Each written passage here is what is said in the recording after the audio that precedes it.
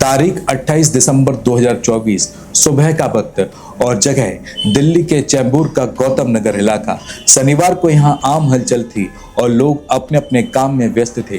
तभी अचानक दिल्ली पुलिस की एक टीम पहुंची और यहाँ रहने वाले अक्षय कुमार त्रिपाठी नाम के फूड डिलीवरी एजेंट को गिरफ्तार कर लिया गया। लोगों में सुगबुगाहट थी, लेकिन बहुत सारे सवाल भी थे। हैरानी इस बात की थी कि आखिर एक साधारण से फूड डिलीवरी एजेंट ने ऐसा कौन सा अपराध कर दिया जिसके लिए उसे गिरफ्तार किया जा रहा है। लोगों की हैरानी उस वक्त और ज्यादा बढ़ गई जब उन्हें पता चला कि इस डिलीवरी एजेंट के चेहरे के पीछे एक खूंखार अपराधी छिपा बैठा है। ऐसा अपराधी जिसकी तलाश पिछले 3 साल से हो रही थी। दरअसल दिल्ली पुलिस ने जिसे गिरफ्तार किया उसका असली नाम अजय कुमार त्रिपाठी है और वह यहाँ अपनी दूसरी पत्नी और बेटे के साथ छिपकर रह रहा था। तो आइए अब आपको विस्तार से अपराध की पूरी सच्ची कहानी सुनाते हैं। नमस्कार, मैं हूं आपके साथ में भूपेंद्र सिंह और आप रिपब्लिक सागर मीडिया के साथ में हैं। सबसे पहले हमारे चैनल को सब्सक्राइब करें and don't forget press the bell icon to get all the notification for our upcoming video. Sonalika tractors के अधिकृत डीलर साक्षी। दिल्ली की एक प्राइवेट बैंकिंग इन्वेस्टमेंट कंपनी में स्टोर कीपर के तौर पर काम करने वाले इस अजय कुमार त्रिपाठी और अक्षय कुमार त्रिपाठी का आपराधिक सफर साल 2000 में शुरू हुआ। अजय ने नीरज नाम के एक बच्चे का अपहरण कर लिया था। जब फिरौती की रकम नहीं मिली तो उसने उस बच्चे की हत्या कर दी। मामला कोर्ट पहुंचा और उसे उम्र कैद की सजा सुनाई गई। साल 2010 में उसे 30 दिन की पेरोल मिली, लेकिन अजय और अक्षय त्रिपाठी पेरोल से फरार हो गया और 5 साल तक लगातार फरार रहा। साल 2015 में उसे उत्तर प्रदेश के आगरा से गिरफ्तार किया गया। इस दौरान साल 2011 में उसने शादी भी कर ली थी। हालांकि अपनी पत्नी से उसने अपने आपराधिक अतीत के बारे में कुछ नहीं बताया था। इसके बाद साल 2013 में उसकी पत्नी ने एक बेटे को जन्म दिया था। 2015 में जब पुलिस उसे तलाशते हुए उसके घर पहुंची तो उसकी पत्नी को सच्चाई का पता चला। साल 2021 में कोविड महामारी आई और अजय को 23 जुलाई को इमरजेंसी पेरोल मिल गई। बाद में इस पेरोल को दिल्ली हाईकोर्ट ने आगे बढ़ा दिया। 19 सितंबर 2021 को उसे 56 दिनों के बाद आत्मसमर्पण करना था, लेकिन वह फिर से फरार हो गया। अब दिल्ली क्राइम ब्रांच की टीम उसकी तलाश में फिर से आगरा पहुंची, लेकिन यहाँ पड़ोसियों ने बताया कि वह कई साल पहले ही शहर छोड़कर चला गया था। पेरोल तोड़ने के बाद अजय अपनी पत्नी और बेटे के पास मुंबई चला गया। पुलिस के मुताबिक उसकी पत्नी छोटे मोटे काम करके अपनी बेटी की परवरिश कर रही थी और अजय के साथ नहीं रहना चाहती थी। इस बात को लेकर दोनों में अक्सर झगड़ा होता रहता था। शादी के बाद उसकी पत्नी के अपने परिवार ने भी उससे सारे रिश्ते तोड़ लिए और कोई भी मदद करने से इनकार कर दिया। ऐसे में जिंदगी से हताश होकर उसकी पत्नी ने अपनी जान दे दी। इसके बाद अजय ने अपना सारा सामान बेच दिया और अपने बेटे के साथ मुंबई चला गया। यहाँ उसने अक्षय नाम के नकली दस्तावेज बनवाए और एक जानी मानी ऑनलाइन फूड डिलीवरी कंपनी में डिलीवरी एजेंट के तौर पर काम करने लगा। इसके बाद साल 2021 के आखिरी में उसने एक महिला से शादी कर ली और अपने बेटे का दाखिला एक बोर्डिंग स्कूल में करा दिया। अजय के नए परिवार को भी उसके आपराधिक अतीत के बारे में कुछ नहीं पता था। उसकी पोल तब खुली जब दिल्ली पुलिस ने उसे गिरफ्तार किया। उसे वापस तिहाड़ जेल में रखने के लिए पुलिस रविवार को दिल्ली लेकर आई है। पुलिस अधिकारियों ने बताया कि अजय मुंबई के एक भीड़ भाड़ वाले इलाके में नाम और पहचान छिपा कर रह रहा था। ऐसे में उसका सुराग लगाना और उसे पकड़ना बेहद मुश्किल था। उसका सुराग मिलने के बाद दिल्ली पुलिस की एक टीम मुंबई पहुंची और कई दिनों तक डेरा डालकर वहां पर रही।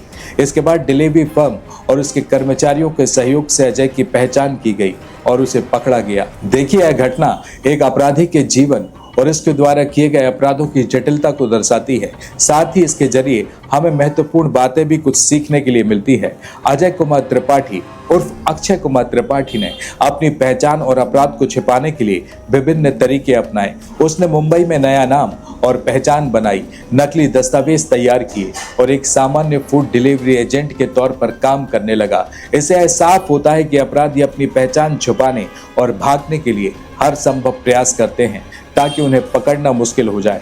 तो वहीं अजय का आपराधिक जीवन कोर्ट से सजा के बाद शुरू हुआ और उसे पेरोल पर रिहाई मिली थी, जिसके बाद उसने फरार हो जाने का प्रयास किया। यह दिखाता है कि सिस्टम में कहीं ना कहीं ऐसी कमजोरियां हैं जिनका फायदा अपराधी उठाते हैं।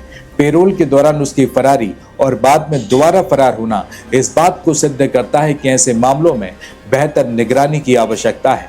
अजय के जीवन में सामाजिक और पारिवारिक समस्याएं भी अहम भूमिका निभाती हैं। उसकी पत्नी से विवाद, रिश्तेदारों का साथ छोड़ना और अंततः उसकी पत्नी की आत्महत्या ने उसे और अधिक अपराध की ओर धकेला। यह दिखाता है कि पारिवारिक और मानसिक तनाव अपराधियों की सोच और क्रियाओं को प्रभावित कर सकता है, जिससे वे और भी खतरनाक साबित हो सकते हैं। अजय का 5 साल तक फरार रहना और फिर से पेरोल के बाद भाग जाना यह बताता है कि अपराधी अक्सर लंबे समय तक पकड़ने से बचने में सक्षम होते हैं।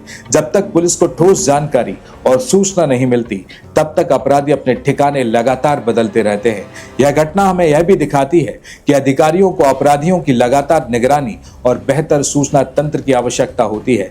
वहीं इसके अलावा दिल्ली पुलिस की टीम ने मुंबई में अपराधियों को पकड़ने के लिए पूरी रणनीति बनाई, जिसमें डिलीवरी कंपनी और उसके कर्मचारियों का सहयोग लिया गया। यह पुलिस के समन्वय और टीम वर्क का अच्छा उदाहरण है, जो किसी अपराधी को पकड़ने में महत्वपूर्ण साबित हो सकता है। पुलिस द्वारा दिन रात काम करके और तकनीकी सहायता का उपयोग कर अजय को पकड़ना यह दिखाता है कि यदि पुलिस की मेहनत और संसाधन सही तरीके से उपयोग किए जाएं, तो किसी भी अपराधी को पकड़ा जा सकता है। इस मामले में अजय ने मुंबई में अक्षय के नाम से नई पहचान बनाई। यह समस्या केवल इस मामले तक सीमित नहीं है। नकली दस्तावेजों का निर्माण और उनका इस्तेमाल समाज और कानून व्यवस्था के लिए एक बड़ा खतरा है। समाज में धोखाधड़ी और अपराधों को बढ़ावा आसानी से मिल जाता है, जिससे न केवल पुलिस की मुश्किलें बढ़ती हैं, बल्कि निर्दोष लोगों के लिए भी खतरा पैदा होता है। अजय का आपराधिक जीवन एक उदाहरण है कि कैसे एक व्यक्ति अपनी गलतियों और अपने अतीत से कभी उबर नहीं पाता। उसकी कई बार की गिरफ्तारी और फरारी यह दिखाती है कि समाज में सुधार की व्यवस्था कितनी महत्वपूर्ण है। एक अपराधी यदि अपनी मानसिकता में बदलाव लाने में सक्षम नहीं होता, तो उसका आपराधिक जीवन उसे कभी नहीं छोड़ता। इस घटना से हमें यह सीखने को मिलता है कि समाज और कानून व्यवस्था के लिए एक अपराधी के खिलाफ प्रभावी और सतर्क कार्रवाई कितनी आवश्यक है। साथ ही परिवार और समाज में तनाव, पारिवारिक समस्याएं और मानसिक स्वास्थ्य पर भी ध्यान देना चाहिए, क्योंकि ये तत्व अपराधियों के व्यवहार को प्रभावित करते हैं। इस घटना से साफ होता है कि पुलिस की मेहनत, समन्वय और आधुनिक तकनीक का सही उपयोग अपराधियों को पकड़ने में अंततः प्रभावी हो सकता है। नमस्कार। सोनालिका ट्रैक्टर्स के अधिकृत dealer Sakshi tractors and Motors में आपका स्वागत है। वीरेंद्र पूनम पटेल के नेतृत्व में हमारा शोरूम आपको दे रहा है सबसे बेहतरीन सोनालिका ट्रैक्टर्स की पूरी रेंज, वो भी एक ही दाम पर, क्योंकि अब ट्रैक्टर खरीदना हुआ और भी आसान। आधार कार्ड लाओ और ट्रैक्टर ले जाओ। हमारे दमदार ट्रैक्टर मॉडल्स में हमारी DI series, GT series, Sikandar series, tiger series और वर्ल्ड ट्रैक सीरीज में विभिन्न मॉडल्स उपलब्ध हैं, जो हैं मजबूत एवं टिकाऊ और आपके खेतों का असली हीरो। यानी एक ही दाम के साथ भारी भरकम कामों के लिए सबसे भरोसेमंद साथी। हमारे यहाँ फिक्स रेट की गारंटी है। हर ट्रैक्टर एक ही दाम पर ही उपलब्ध है। इसमें कोई छिपा हुआ शुल्क नहीं, जो देख रहे हैं वही मिलेगा। साथ ही आसान फाइनेंसिंग सुविधा, क्योंकि अब ट्रैक्टर खरीदना हुआ बेहद आसान। आधार कार्ड लाओ और ट्रैक्टर ले जाओ।